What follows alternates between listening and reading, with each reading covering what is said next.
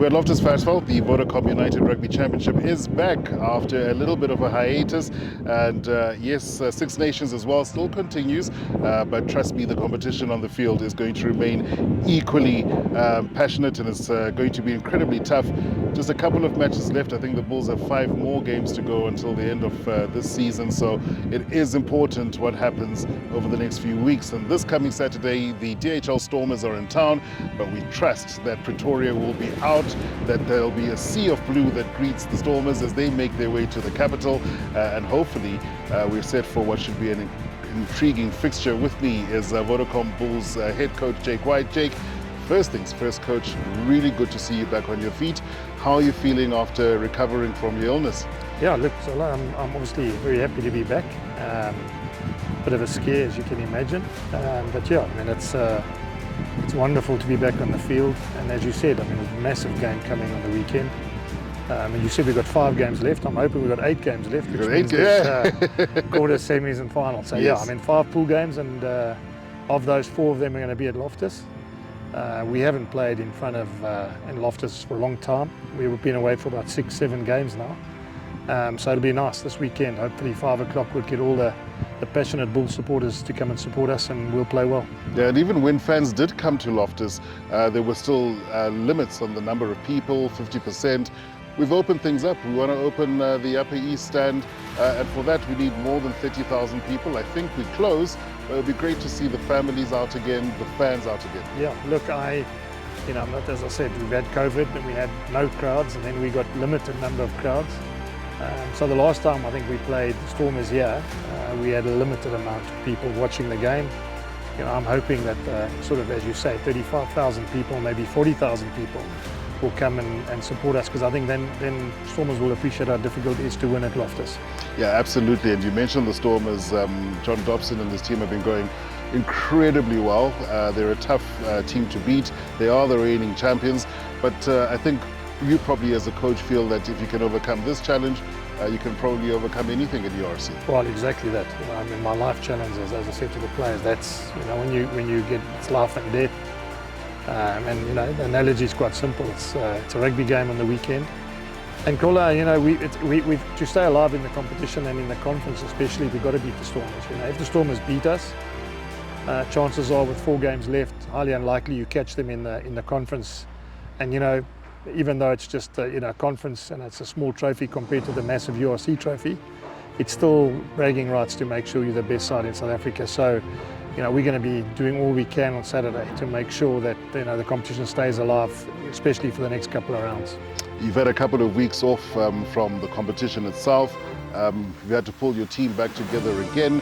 Has it been a good rest for the bodies, or has it been a bit of a distraction when it comes to momentum? Well, it's a little bit of both. I think you don't really know until the game's finished on Saturday. But you know, as I said to Gert Small just now, we get off this last couple of weeks. We've had probably, you know, as I said, 10 days, 2 weeks off. We get next week off after the Stormers game. We play the Lions in 2 weeks' time. But then it's basically the squad is on call until the end of June. Now, I mean, that's, you know, again, I'm sure it's like that in the old days. You play every Saturday as well. So I needed to give them time off. You know, first time this group of players, anyone in South Africa has played over Christmas, New Year. First time they've had to travel to Europe and back again, you know, and play a game there and a game here. So it's been quite tough for them. So yeah, you know, as I said, the momentum, and I'm hoping that the freshness, the fact that they've been away and they can, you know, obviously come back all, you know, vibrant, etc., will be what we need to when we play against the Stormers on the weekend. Yeah, the travel is tough, but the conditions vary so much, especially towards the end of the year, where in Europe, snow, sleet, and we saw some incredible weather that you guys had to contend with, and then straight back into South Africa at 30+ degrees. How do the players cope with that? Are they?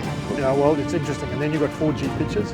Yeah. So you look at situations where you're not only going overseas and playing in the snow, you're playing on a 4G pitch. The other thing, Xola, you would have understood, because you've been to the World Cup in France, kick-off times at 9 o'clock at night are very different to 3 o'clock, 4 o'clock or 5 o'clock afternoon. Yeah, so yeah, there's no excuse. It's just something we're going to have to get used to, and nothing's changed. I mean, I think the same sort of story I've been telling you. We've got a very young team, very, you know, in terms of time together as well as age, and we're growing, and you know, it's part of the lessons they got to learn. You know, if we want to be champions at any level we play at, we've got to make sure we can beat, you know, we can beat Lyon in Lyon, or we can beat Toulouse in Toulouse, or, as you say, we can beat Stormers at home. You know, so it's everything about this year for us.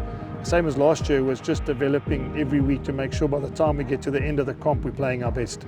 Talk about a young team learning lessons, but you pull together an incredible brains trust. When I look around at the assistant coaches, Sean Everett's just joined you from the Sharks. Yes, he'll be focusing on Currie Cup.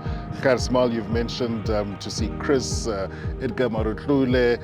You know, these guys have been there, done that, and it must be so valuable for particularly the young players. Well, look, I mean, I think the one thing you'd understand, we take Currie Cup really seriously at the Bulls.